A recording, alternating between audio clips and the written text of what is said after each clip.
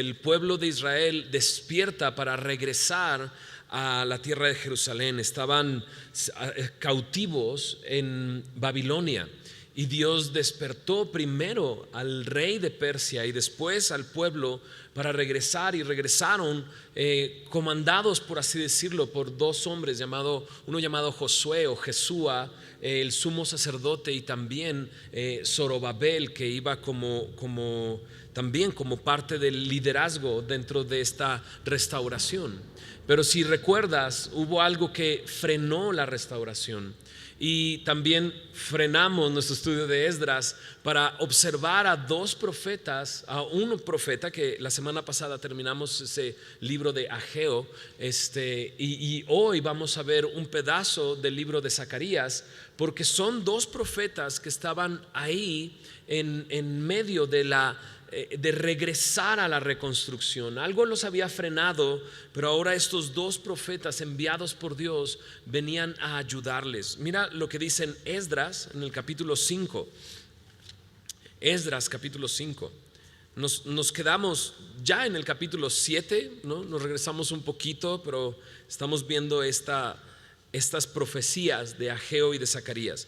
Si te fijas en Esdras 5:1, dice: profetizaron Ageo y Zacarías, hijo de Ido, ambos profetas, a los judíos que estaban en Judá y en Jerusalén, en el nombre del Dios de Israel, quien estaba sobre ellos. Y dice: entonces se levantaron Zorobabel, hijo de Salatiel, Jesúa, hijo de Josadac, y comenzaron a reedificar la casa de Dios que estaba en Jerusalén. Y con ellos, dice, los profetas de Dios que dice, ayudaban, ¿no? Es en los momentos en los que de repente hay algo en nuestra vida que frena nuestra relación con Dios, lo mejor que podemos, o la mejor ayuda, es la palabra de Dios. La mejor ayuda es lo que Dios quiere decirnos. Así es que es maravilloso el poder estar el día de hoy, esta noche, para escuchar la palabra de Dios, y que sea Él el que nos ayude a través de lo que todos nosotros estamos viviendo en estos momentos. Así es que yo quisiera orar y poner este tiempo en manos de Dios. ¿Me acompañan? Señor, gracias porque eres tan bueno. Gracias porque podemos venir y desear el escuchar tu palabra para ser edificados, para conocerte a ti, para conocer tu voluntad, Señor. Así como estos hombres que estaban en esta tarea de reconstruir su vida de adoración como pueblo, así nosotros, dándonos a la tarea de regresar a una relación de adoración contigo, Señor, necesitamos de tu ayuda, Señor. Necesitamos de tu palabra, Señor. Es que te pedimos que tu palabra sea ese alimento para que nos fortalezca, Señor, ese ánimo que necesitamos.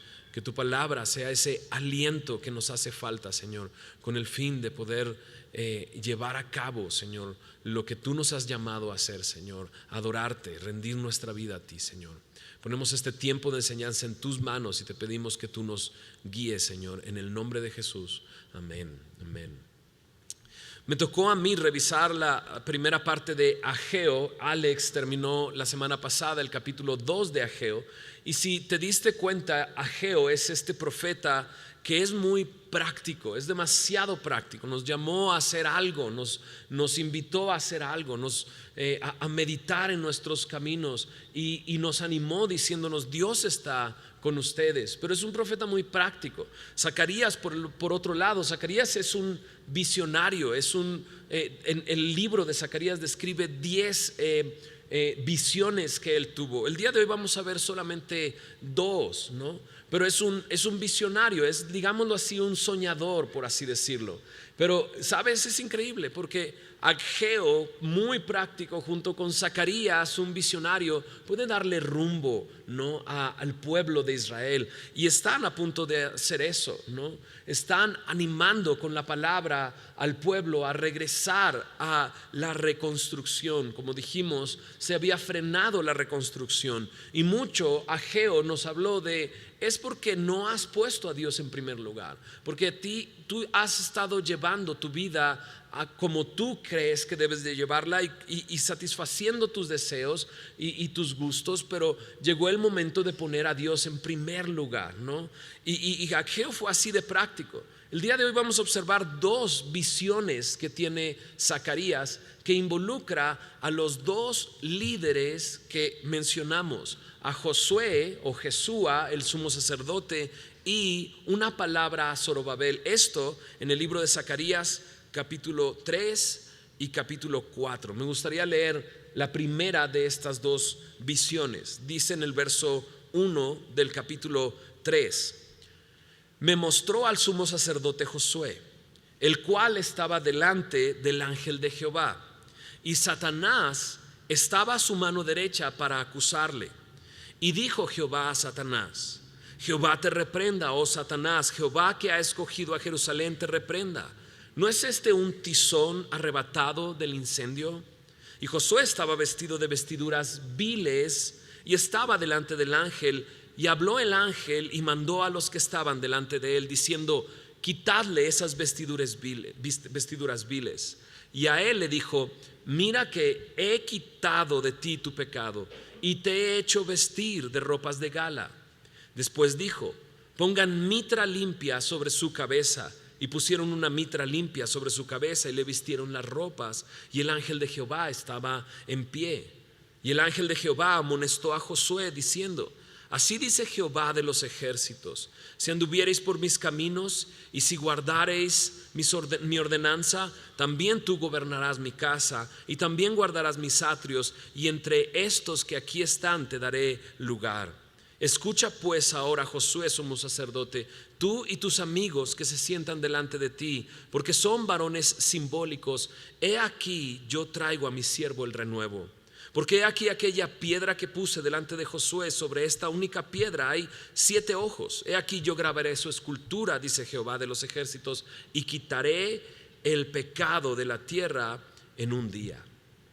La visión es una visión celestial, una visión donde hay un juicio, donde pareciera que hay un juez, hay un acusado y hay un fiscal, un acusador.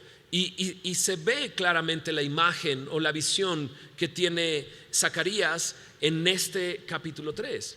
Y puede identificar a Josué, el sumo sacerdote. Y sabe que es él que está frente al ángel de Jehová, pero que hay alguien ahí que está acusándole, ¿no? Y sabes, cuando estamos de regreso a reconstruir nuestra vida de adoración en el Señor, porque eso es lo que se ha tratado esta serie, regresar a la adoración con el Señor, habrá siempre alguien que nos acuse, ¿no? Habrá siempre alguien que nos trate de evitar el continuar este camino hacia nuestro primer amor, hacia nuestra relación con Dios. Y en este caso, este ser es Satanás. Ahora, la palabra Satanás significa opositor o adversario, ¿no? Satanás también se le conoce como diablo, y diablo significa eso, acusador. Y ahí está la escena, y Satanás dice está para acusarle. La Biblia dice que Satanás eso es lo que hace. Apocalipsis capítulo 12, en el versículo 9 y 10, me lo dice claramente. Apocalipsis capítulo 12, verso 9 y 10 dice: y fue lanzado fuera el dragón, la serpiente antigua, que se llama Diablo y Satanás, el cual engaña al mundo entero. Fue arrojado a la tierra y sus ángeles fueron arrojados con él. Verso 10 dice: entonces oí una gran voz en el cielo que decía: ahora ha venido la salvación, el poder y el reino de nuestro Dios y la autoridad de su Cristo, porque ha sido lanzado fuera el acusador de nuestros hermanos, el que los acusaba delante de nuestro Dios. ¿Cada cuándo dice? Día y noche, ¿no? Wow. Hay un adversario, hay un acusador, y lo que hace es acusarnos delante de Dios. Y ahora Satanás, si te diste cuenta en el verso anterior, dice engaña al mundo entero. Es muy chistoso, pero Satanás es bueno para mentirnos a nosotros acerca de Dios, pero para decir la verdad de nosotros delante de Dios. ¿Se entendió? Sí. O sea, a nosotros nos dice mentiras, pero a Dios le dice verdades. Y dices: oye, ¿por qué no le dices mentiras a Dios? ¿No? Le dice las verdades, lo que realmente soy, y nos acusa día y noche. Pero esta imagen es muy interesante, esta visión es muy interesante, Porque en el verso 2 dice Jehová, le dice a Satanás, Jehová te reprenda, oh Satanás, Jehová que ha escogido a Jerusalén te reprenda. Y como vimos, tanto Josué como sus amigos, dice en el verso 8, son varones simbólicos. Josué está representando y Zorobabel están representando al pueblo de Israel que está de regreso. Y de repente dice, Él ha escogido a Jerusalén. Y me encanta esto, porque Dios no dice acerca de Josué y Zorobabel, acerca de su pueblo, porque su pueblo lo que ha hecho una vez más es olvidar regresar a la casa de Dios y reconstruirla, a pesar de que ya habían regresado, a pesar de que ya habían salido de Babilonia, no habían llegado a reconstruir realmente el templo. Y a pesar de eso, Dios dice, yo lo escogí. O sea, yo escogí a Jerusalén. Y me encanta eso, la base del amor de Dios no está en lo que yo haga, ¿no? O lo que yo pueda hacer. La base del amor de Dios es que Él nos ha escogido. Y eso es increíble, eso es gracia. Porque sin duda, ¿no? Satanás tiene razón. Es que ya lo viste, es un terco. Y tiene razón, ¿no? ¿Sabes? O sea, otra vez volvió a mentir y dices, y tiene razón, ¿no? Una de las escenas en la vida de Martín Lutero que más se recuerdan es como Martín Lutero estaba peleando con Satanás continuamente, peleaba con Satanás y era algo que lo atormentaba porque sentía la acusación de Satanás acerca de su persona. Hasta que llegó un punto en que Lutero le dijo a Satanás, ¿sabes qué? Tienes razón. O sea, es cierto, todo lo que dices y de lo que me acusas tienes toda la razón, pero la sangre de Cristo me ha limpiado. ¿Sabes? Si aún sigue Dios buscándonos, no es en base a lo que hacemos, sino en base a su amor y a su elección por nosotros. Eso es pura gracia. Y entonces le dice, fíjate cómo dice en el verso 2, dijo Jehová, Satanás, Jehová te reprenda, Jehová que ha escogido a Jerusalén te reprenda. Y luego le hace una pregunta, ¿no es este un tizón arrebatado del incendio? No, me lo imagino. O sea, en serio, a mí me gusta imaginarme la escena y me imagino, ¿no? Este lugar, ¿no? El Señor alto y sublime, ¿no? Y me imagino a Satanás acusándole y lo único que hemos visto es a Satanás diciendo y acusando a Josué, ¿no? Y Dios hablándole a Satanás y diciéndole, yo lo escogí. ¿No es este un tizón arrebatado del incendio? Y luego la cámara va hacia Josué y está Josué así como saliéndole un mito así por la cabeza, todo espantado así de no puede ser que esté aquí, ¿no? O sea, porque la imagen y la pregunta es eso. O sea, estaba a punto de ser quemado, apenas lo saqué, ¿no te das cuenta? O sea, pero lo saqué. O sea, lo saqué, es un tizón arrebatado del incendio. ¿Sabes? El pueblo de Israel, o sea, lo hemos muchas veces dicho, ¿no? Acerca de cómo el pueblo de Israel siempre caminó alejándose de Dios una y otra vez. Y que si nosotros fuéramos Dios diríamos, no, pues buscamos a otro más fiel, ¿no? Pero ¿de cuántos no diría Dios eso? De los que estamos aquí. ¿De cuántos no Dios diría, sabes que voy a buscar a alguien más? Pero a pesar de cómo somos, Él sigue siendo paciente con nosotros. Él es el que nos ha escogido. Y la verdad, eso es lo que somos, un tizón arrebatado del incendio, simplemente, ¿no? Y mira lo que dice en Romanos 8:31, porque es una realidad. Satanás nos acusa delante de Dios y le dice verdades a Dios acerca de nosotros, ¿no? Pero mira lo que dice Romanos 8, versículo 31, ¿no? Dice ahí, ¿qué pues diremos a esto? Si Dios es por nosotros, ¿quién contra nosotros? Mira el verso 33, dice, ¿quién acusará a los escogidos de Dios? Dios es el que justifica, ¿no? ¿No te hace interesante que en la pregunta están las dos cosas? ¿Quién acusará a los escogidos de Dios?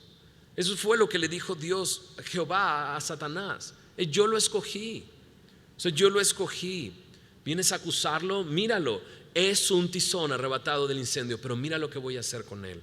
En el verso 3 dice, y Josué estaba vestido de vestiduras viles y estaba delante del ángel, ¿no? Y hablar de estar delante del ángel es estar en el lugar santo, ¿no? En el lugar de servicio. Entonces pone la idea de que Josué, como sumo sacerdote, está delante de Dios pretendiendo adorar a Dios, pero sus ropas son viles, no son las adecuadas para estar ahí, ¿no? Y la palabra viles, leí en un comentario que dice que podría compararse con ropa que está embarrada en excremento, ¿no? Entonces me lo imagino así, o sea, veces queremos acercarnos a Dios y nos sentimos tan sucios, nos sentimos tan apestosos, pero mira lo que Dios hace. Dice, y habló el ángel y mandó a los que estaban delante de él diciendo, quitadle esas vestiduras viles, quítenle eso.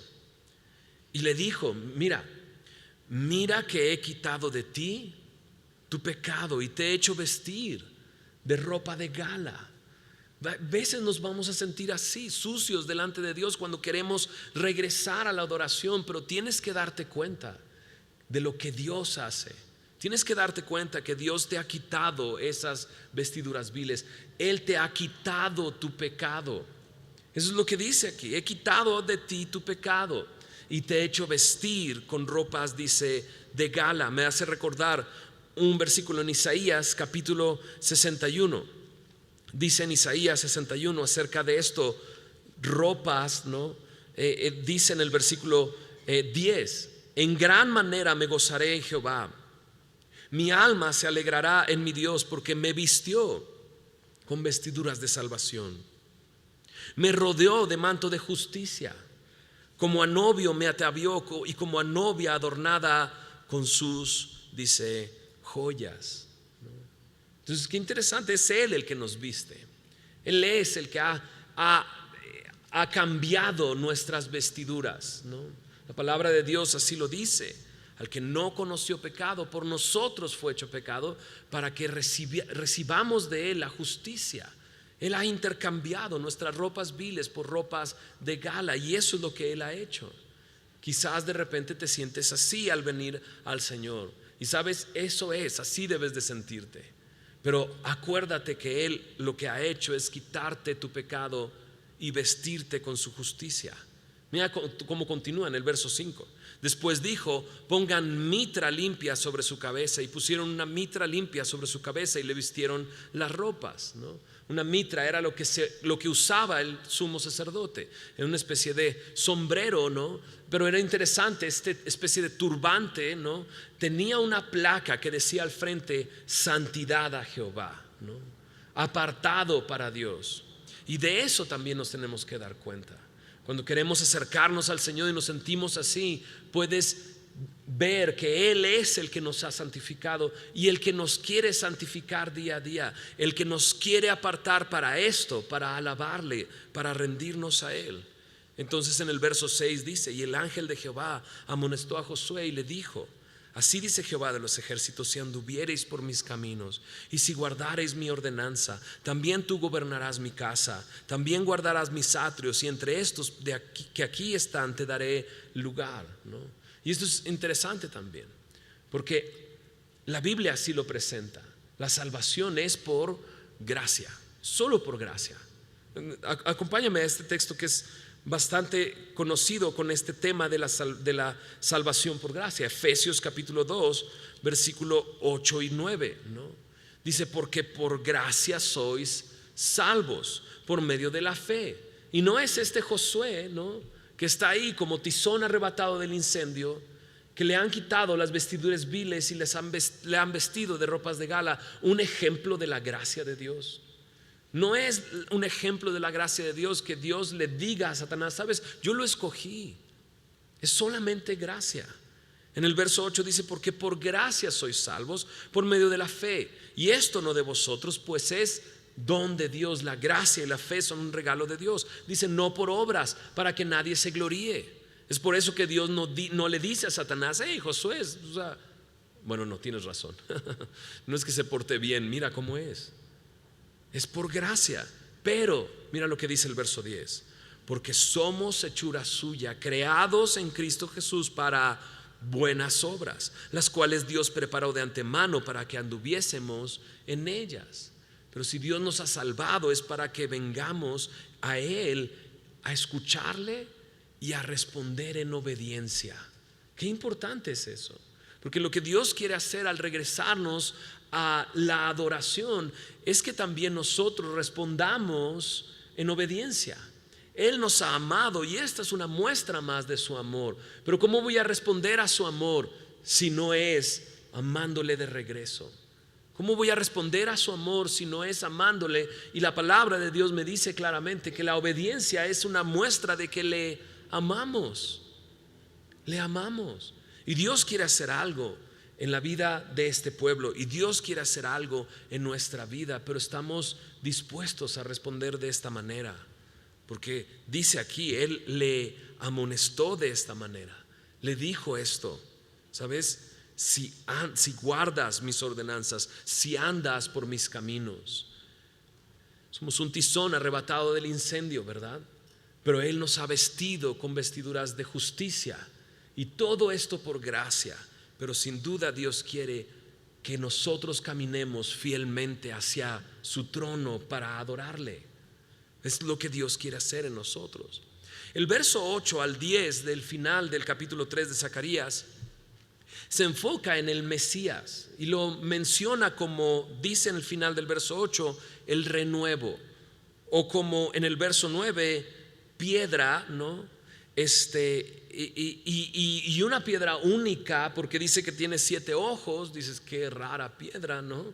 Pero el ojo en la Biblia representa conocimiento y el 7 habla de total conocimiento. Entonces está hablando de alguien que todo lo sabe, de todo conocimiento. Y es interesante porque en medio de esta imagen del Mesías, dice al final del verso 9 algo muy interesante. Dice: y quitaré el pecado de la tierra en un día.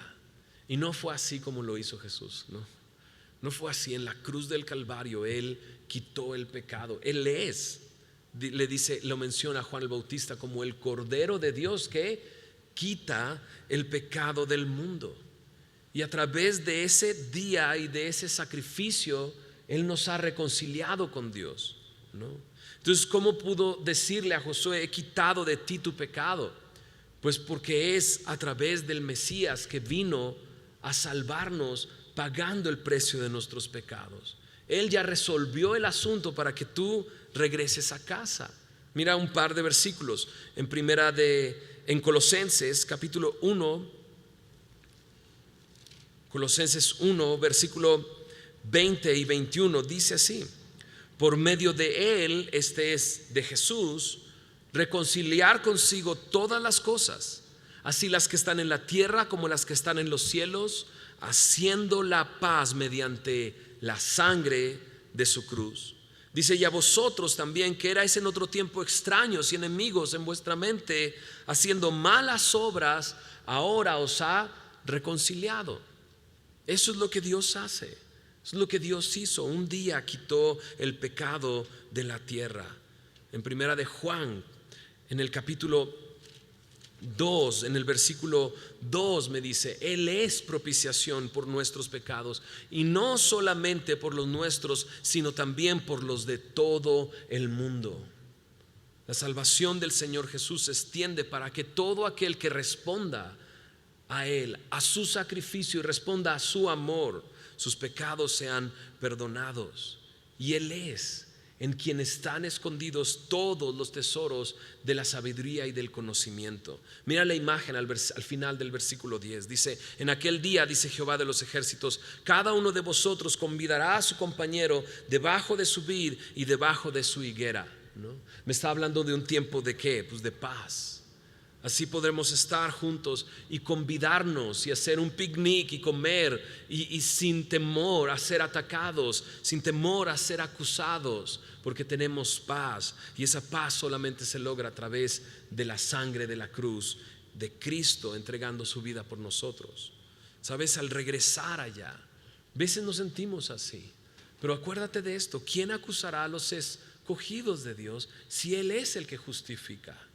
Él es el que hizo toda esta obra en Josué. Él es el que comenzó una obra en ti y Él es el que la llevará a término.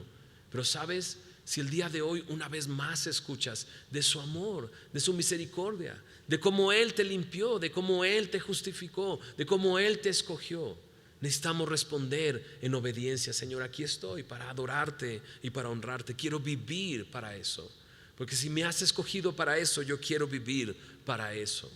Mira ahora la segunda visión en el capítulo 4.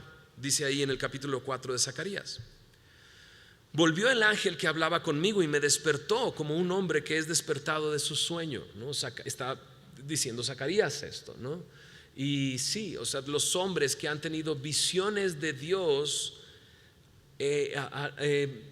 dice, podemos ver a Daniel, ¿no? Agotado y exhausto frente a una visión de Dios. Y aquí Zacarías también, ¿no? Esta visión que observó lo ha dejado sin fuerza física, y entonces el ángel viene para despertarle de su sueño. Y entonces le dice y me dijo: ¿qué ves? Así es que le está presentando otra visión. Y respondí: he mirado y he aquí un candelero todo de oro, con un depósito encima y sus 7 lámparas encima del candelabro, y 7 tubos para las lámparas que están encima de él. Y junto a él 2 olivos, el uno a la derecha del depósito y el otro a su izquierda, ¿no? Entonces esta es la visión que vio, y es muy sencilla. Hay un candelero, pero tiene mucho significado. Es sencillo, pero tanto Zacarías, ¿no?, que es profeta de Dios, como Josué, que es sumo sacerdote, la imagen de un candelero o de un candelabro los remitiría inmediatamente al lugar santo, ¿no? El lugar donde está el candelabro con estas 7 lámparas, ¿no? Y lo remitía a ese lugar, y lo remitiría también a la tarea tediosa del sacerdote de entrar y volver a llenar con aceite cada una de estas lámparas para poder mantener encendida la luz dentro del lugar santo, que tenía que estar encendida en todo momento. Y era la tarea del sacerdote suplir de aceite ese candelabro, ¿no? Pero la visión tiene algo más además del candelabro. Tiene 2 olivos. Del olivo, del aceite de oliva, se alimentaban esas lámparas, ¿no? Entonces, al estar 2 olivos a los lados, me está hablando de una fuente de provisión para estas lámparas, que al parecer es continua y que no tiene necesidad un sacerdote de ir a llenar las lámparas, sino que se mantienen siempre encendidas y siempre provistas del aceite necesario para iluminar, ¿no? Entonces la visión ahí está, ¿no? Y entonces dice en el verso 4, Zacarías: proseguí y hablé diciendo a aquel ángel que habla conmigo: ¿qué es esto, Señor mío? Qué bueno que preguntó qué es esto, ¿no? Porque así podríamos saber qué es esto. Pero mira lo que le contesta el ángel. El ángel que le hablaba conmigo respondió y me dijo: ¿no sabes qué es esto? Y dije: no, Señor mío, ¿no? Qué bueno que también Zacarías dijo: no sé, Señor, explícame, ¿no? Pero al parecer, con esta pregunta pareciera como que está empujando a Zacarías a: hey, piensa, ¿no? O sea, es importante que entiendas esta visión, ¿no? ¿No sabes lo que es eso? No, Señor. Entonces, verso 6, respondió y me habló diciendo: esta es palabra de Jehová a Zorobabel, que dice: no con ejército ni con fuerza, sino con mi espíritu, ha dicho Jehová de los ejércitos, ¿no? Entonces la visión la explica el ángel diciendo: se trata del Espíritu Santo, y se trata de que la tarea que tienes delante no la vas a lograr con tus fuerzas o con que reúnas a un ejército. La tarea la vas a realizar con mi espíritu. Y sí, en la palabra uno de los símbolos que se utilizan para el espíritu es aceite, ¿no? De hecho, Jesús mismo dice: me ha ungido el Señor, ¿no? Y la unción habla acerca del Espíritu Santo en su vida, ¿no? Y hay una relación entre el Espíritu Santo y el aceite muy, muy estrecha en la Escritura. Y aquí lo vuelve a corroborar el ángel cuando explica qué es esto. Es que es con mi espíritu, no es con fuerza, no es, dice, con ejército, es con mi espíritu. Entonces esos dos olivos que estaban supliendo y proveyendo para que esa lámpara se mantuviera encendida, está hablando del Espíritu Santo en la vida de Zorobabel, y como Zorobabel es un varón simbólico para el pueblo de Dios, ¿no? Y siguiendo esta analogía a nuestras vidas, imagínate, ¿no? Pues esta tarea de regresar a la adoración podemos encontrarnos muchos obstáculos, ¿no? Y ya vimos el capítulo 5, 6 y 7 de Esdras, ¿no? Y el pastor Lenny nos explicó cuáles son esos enemigos que estamos enfrentando. Uno de esos enemigos es nosotros mismos, ¿no? Nosotros mismos.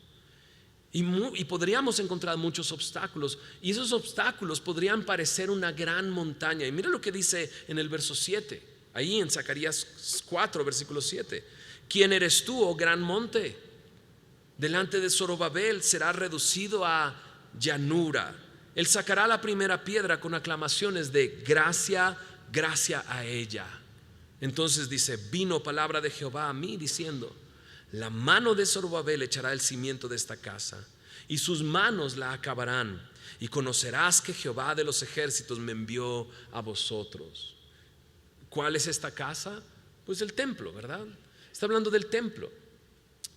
Y si recuerdas, ¿no? Cuando pusieron la primera, el altar, ¿no? Y comenzaron la reconstrucción, ¿te acuerdas de esta escena entre los jóvenes que gritaban de júbilo, no, de alegría porque estaban viendo todo esto, pero los ancianos llorando? ¿Te acuerdas? Porque recordaban la primera casa, ¿no? Esto no será como la primera nunca, ¿no? Y siempre al regresar a la reconstrucción, siempre estás pensando en cómo era antes, ¿no? Y el templo que estaba ahí antes era el templo de Salomón, ¿te acuerdas? Y Salomón tenía muchos recursos para construir el templo.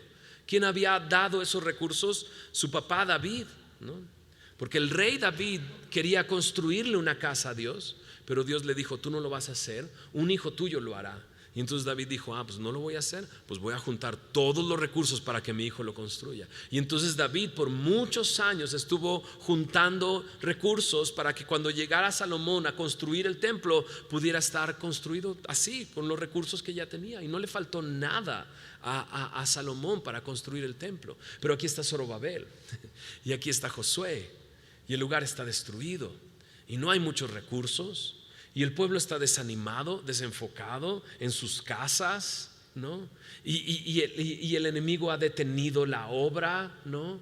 Y vinieron para, según ayudarnos, pero no nos ayudaron y fue peor, ¿no? O sea, conoces esa historia. Y de repente podría decir: pero yo no tengo todos los recursos que Salomón tenía. O sea, si pienso en los recursos que tengo para reconstruirlo, no puedo hacerlo. Cuando habla de, es muy obvio, no con ejército, está hablando de un esfuerzo grupal, ¿no? Pero el pueblo está enfocado en sus cosas. Y fuerza me habla de un esfuerzo individual. Y al parecer Zorobabel no tiene esa fuerza para llevar a cabo esta tarea que tiene delante. Y entonces Dios le dice: no te preocupes, no es a través de un esfuerzo grupal o de un esfuerzo personal, no es a través de tu habilidad o tu capacidad propia tuya, sino es a través de mi espíritu. Y cuando vamos de regreso a reconstruir nuestra vida de adoración, necesitamos del Espíritu, necesitamos de su Espíritu. Ahora, Jesús habló del Espíritu Santo. Un par de cosas quiero decir acerca de esto que quizás ya conocemos, ¿no? Jesús habló de la promesa de otro consolador, de otro de la misma especie, que estará, dijo Jesús, estará con ustedes para siempre, que no los dejará.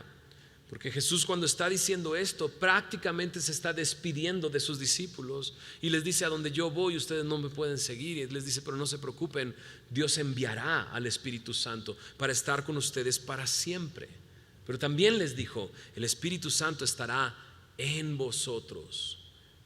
La Biblia me habla de que nosotros los creyentes somos templo del Espíritu Santo. El Espíritu Santo está en nosotros. Y mucho se describe acerca de la obra del Espíritu Santo, pero entre esas cosas el Espíritu Santo nos enseña. El Espíritu Santo nos enseña, el Espíritu Santo nos recuerda, el Espíritu Santo nos guía a toda la verdad, ¿no? Y quizás como creyentes, ¿no?, hemos estado contristando al Espíritu. También se utiliza esa imagen. Pablo dice: no contristéis al Espíritu Santo. ¿Y qué es esto? Pues esto, ¿no? ¿Sabes? Quiero hacer esta obra, pero lo voy a hacer en mis fuerzas, ¿no? ¿Y qué estoy haciendo cuando hago eso? Contristando al Espíritu, apagando al Espíritu, ¿no? ¿Sabes? Cuando incluso oro al Señor, pero luego tomo el asunto en mis manos, ¿no? Le estoy diciendo a Dios: ¿sabes qué? No te necesito, lo voy a hacer yo.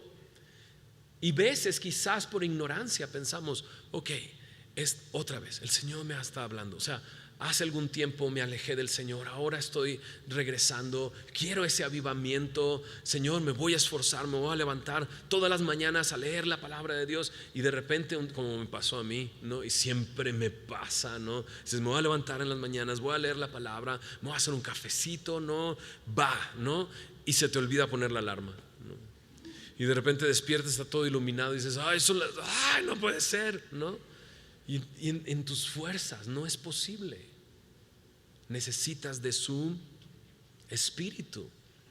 Y sabes, en ocasiones quizás hemos contristado o apagado al Espíritu, pero Él quiere enseñarte, Él quiere recordarte, Él quiere guiarte a toda la verdad.